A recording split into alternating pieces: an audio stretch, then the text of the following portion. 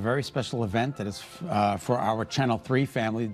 Denise DeCenzo Foundation's Walk to Fight Rare Disease is coming up tomorrow. Yeah, it's a very special day, and joining us in studio is a family whose story, one of the amazing stories we want to highlight. We are joined by Mary Caruso and her daughter, Alexandria Bodie, who is navigating life with a progressive rare disease. Mary, thank you so much for being here. Thank you so much for having us. Hi, Al. How are you? You look great. Yeah, you look amazing. You know, I was so struck by your story. As a mom, you know, we go through so much for our kids, and you are really a hero, and why we're highlighting you, because both of your kids, tell me a little bit about the journey, both ended up with a progressive disease. Sure. They were both born without any signs or symptoms. Both had an opportunity for normal life.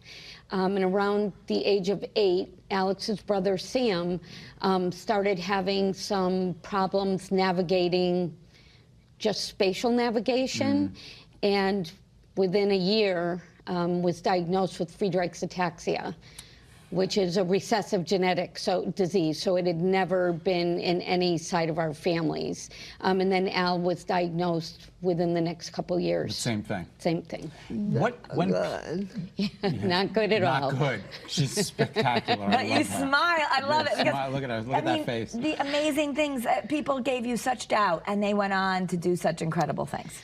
Yes. Yes. College. Yes, they both went to college. Sam has a degree in communications. He works at our high school. And Al got her master's in social work. God bless. Al, you're amazing. Yeah. Al, you It are wasn't amazing. easy. No, it was a it's not journey, easy. It's a for journey. sure. Mary, when people come out to a walk like this, as they're going to do tomorrow morning, what does that mean to you? So I'll tell you what it means. And I don't expect people to understand what life is really like and how isolated and lonely it can get, especially with a rare progressive illness, because as you lose your abilities, society starts to look at you differently. But this walk has really brought attention to the person behind the rare disease, and not only bringing that attention, but it brings a whole community together.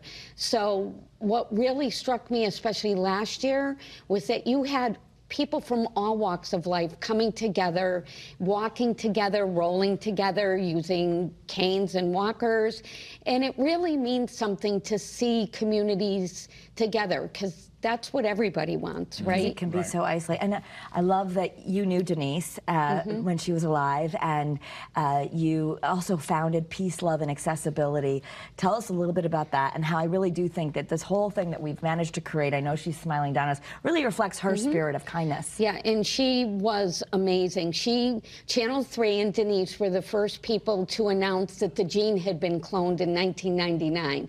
So that was especially, I called her and she said, we're on it, and it was a huge step for the rare disease community, for FA.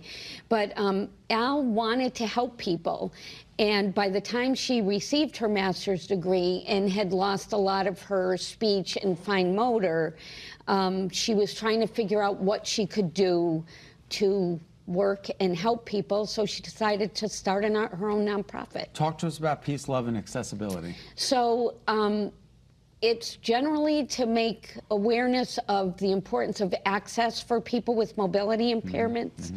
We started with accessible parking, because we felt the accessible parking program had become kind of complacent. And we thought we would spend a year on it, and we're still working on it. But we also talk about businesses, how businesses should focus on accessibility, and just giving respect and welcoming people of all mobility into the communities.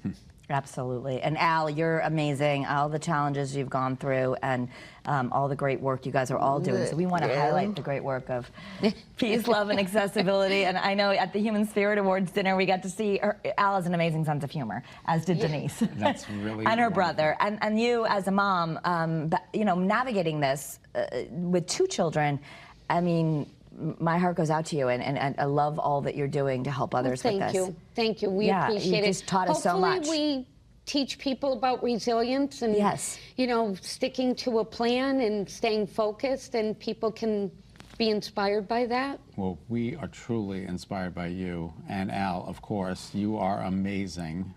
You are so welcome. God bless you both. All right, the Walk to Fight Rare Diseases is tomorrow at 10 a.m. at Quinnipiac University. Kara? You Yeah, can register. right? Register at the event.